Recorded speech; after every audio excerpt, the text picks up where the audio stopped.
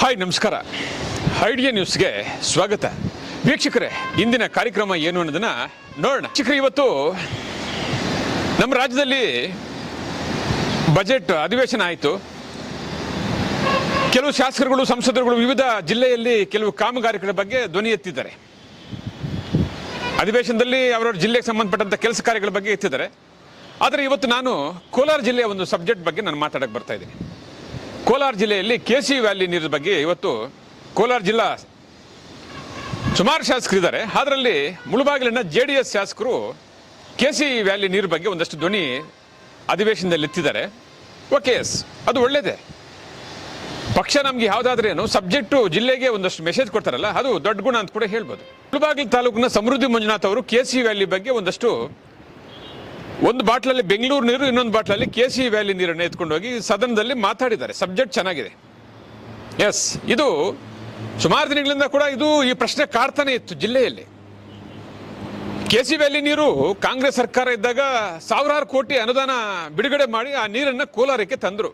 ಅದಕ್ಕೆ ಕೆಲವರು ಶಾಸಕರುಗಳು ಕಣ್ಣಲ್ಲಿ ನೀರು ಬಂದು ಆನಂದ ಪರಮಶ, ಏನೋ ಅದು ಕಾವೇರಿ ನೀರು ತಂದಂಗೆ. ಅವತ್ತು ಇನಾಗ್ರೇಷನ್ ಆದಾಗ, ಉದ್ಘಾಟನೆ ಆದಾಗ ಆ ನೀರು ಬಂದಾಗ ಕೆಲವು ಕಾಂಗ್ರೆಸ್ನ ಶಾಸಕರುಗಳು ಹೋಗಿ ಅಲ್ಲಿ ಸುದ್ದಿ ಮಾಡಿದ್ರು, ಈ ನೀರನ್ನ ತಗೊಬಂದ್ಬಿಟ್ವಿ, ಕೋಲಾರ ಜಿಲ್ಲೆ ಇವತ್ತು ಚಿನ್ನದ ಜಿಲ್ಲೆ, ಇದು ಚಿನ್ನ ಬೆಳೆದಂಥ ಜಿಲ್ಲೆಗೆ ಕೆಸಿ ವ್ಯಾಲಿ ನೀರು ಬಂತು, ಮಾವು ಕೊಟ್ಟಂಥ ಜಿಲ್ಲೆಗೆ ಕೆಸಿ ವ್ಯಾಲಿ ನೀರು ಬಂತು, ಯಥೇಚ್ಛವಾಗಿ ಇಡೀ ದೇಶಕ್ಕೆ ತರಕಾರಿ ಕೊಡುವಂಥ ರೈತರಿಗೆ ಕೆಸಿ ವ್ಯಾಲಿ ನೀರು ಬಂತು, ರೇಷ್ಮೆ ಬೆಳೆಯುವಂಥ ರೈತರಿಗೆ ಕೆಸಿ ವ್ಯಾಲಿ ನೀರು ಬಂತು ಅಂತ ಹೇಳ್ಬಿಟ್ಟು ಶಾಸಕರುಗಳು ಖುಷಿಯಿಂದ, ಕೆಲವು ಶಾಸಕರುಗಳ ಕಣ್ಣಲ್ಲಿ ಕೂಡ ನೀರು ಸುರಿಸ್ಬಿಟ್ರು, ಏನೋ ಬೆಂಗಳೂರಿನಿಂದ ಕಾವೇರಿ ನೀರು ತಂದಂಗೆ.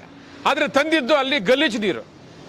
ಎಲ್ಲರೂ ಮೈ, ಕೈ, ಕಾಲು ಎಲ್ಲವೂ ತೊಳೆದಂತಹ ನೀರನ್ನ ಕೋಲಾರ ಜಿಲ್ಲೆಗೆ ತಂದರು. ಆ ನೀರಕ್ಕೆ ಖುಷಿ ಪಟ್ಬಿಟ್ಟು ಕೆಲವರೆಲ್ಲ ಸಿಹಿ ಕೂಡ ಹಂಚ್ಬಿಟ್ರು ಆ ಸಂದರ್ಭದಲ್ಲಿ. ಇವತ್ತು ಆ ನೀರು ಬಗ್ಗೆ ಇವತ್ತು ನಮ್ಮ ಕೋಲಾರ ಜಿಲ್ಲೆ ಮುಳಬಾಗಿಲು ತಾಲೂಕಿನ ಶಾಸಕರು ಒಂದಷ್ಟು ಧ್ವನಿ ಎತ್ತಿದ್ದಾರೆ. ಎಸ್, ಎತ್ತಬೇಕಾಗಿತ್ತು. ಆಲ್ರೆಡಿ ಆ ನೀರು ಬಂತು, ಎಲ್ಲ ಕೆರೆಗಳು ಹಾಳಾಗಿದ್ದಾವೆ, ಭೂಮಿ ಕೂಡ ಹಾಳಾಗ್ಬಿಟ್ಟಿದೆ, ಕೆಲವು ಬೆಳೆಗಳಂತೂ ಇಲ್ವೇ ಇಲ್ಲ. ಇವತ್ತು ನಮ್ಮ ಕೋಲಾರ ಜಿಲ್ಲೆಯಲ್ಲಿ ರೈತರು ಬಾಯಿ ಬಡ್ಕೊಂತವ್ರೆ. ಆ ಒಂದು ಪರಿಸ್ಥಿತಿಗೆ ಬಂದಿದೆ. ಕೆಸಿ ವ್ಯಾಲಿ ನೀರು ಅದು 3 ಹಂತಗಳು ನಾವು ಶುದ್ಧಿ ಮಾಡ್ತೀವಿ.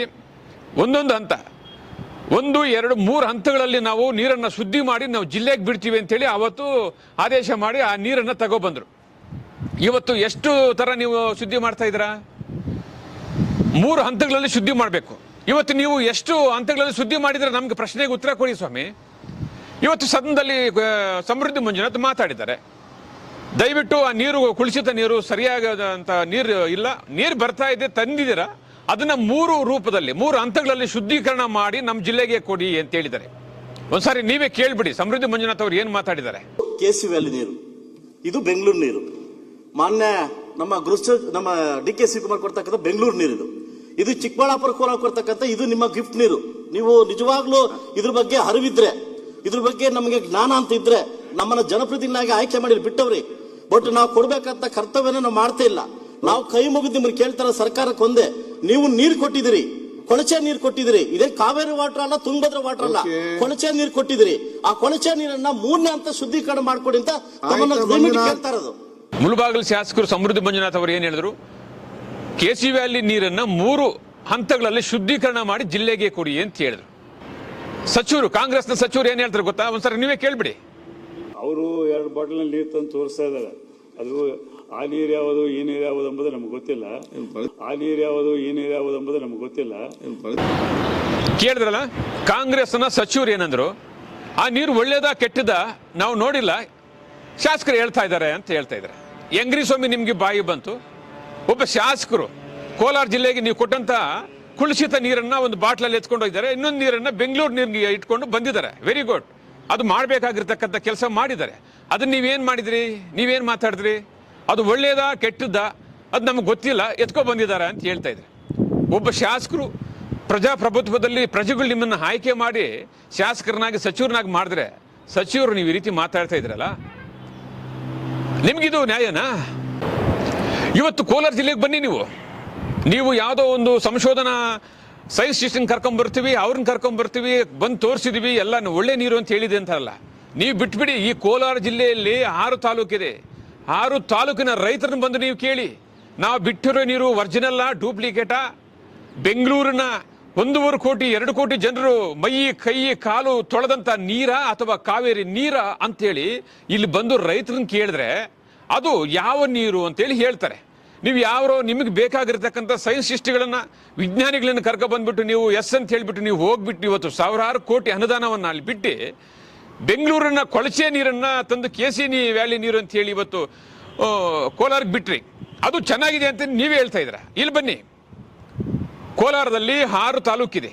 6 ತಾಲೂಕಿನ ರೈತರನ್ನ ಬಂದು ಸರ್ವೆ ಮಾಡಿ, ನಾವು ಬಿಟ್ಟಿರೋ ನೀರು ನಿಮ್ಗೆ ಇಷ್ಟ ಆಗಿದೆಯಾ ಇಲ್ವಾ, ಆ ನೀರು ಬಂದ ಮೇಲೆ ಕೆರೆ ಯಾವ ಪರಿಸ್ಥಿತಿ ಆಯಿತು, ಆ ನೀರನ್ನು ಕುಡಿದಂಥ ಪಕ್ಷಿಗಳು ಏನೇನು ಆಗಿದಾವೆ, ಆ ಸತ್ತಿದಾವ ಬದುಕಿದಾವ ಅಥವಾ ಅವು ಮರಿ ಮೊಟ್ಟೆಗಳು ಇದಾವ, ಅಥವಾ ಆ ನೀರು ಕುಡಿದು ಎಲ್ಲ ಪಕ್ಷಿ ಪ್ರಾಣಿಗಳು ಸತ್ತೋಗಿದಾವ, ಅಥವಾ ಪಕ್ಷಿಗಳು ಒಳ್ಳೆಯದ ಪ್ರಾಣಿಗಳಿಗೂ ಒಳ್ಳೆಯದ, ಅಥವಾ ಕೋಲಾರದಲ್ಲಿರೋಂಥ ರೈತರಿಗೂ ಒಳ್ಳೆಯದ ಅಂತ ಬಂದು ನೀವು ಕೇಳಿದ್ರೆ ಒರಿಜಿನಲ್ ವಾಸ್ತವಾಂಶ ಗೊತ್ತಾಗ್ತದೆ.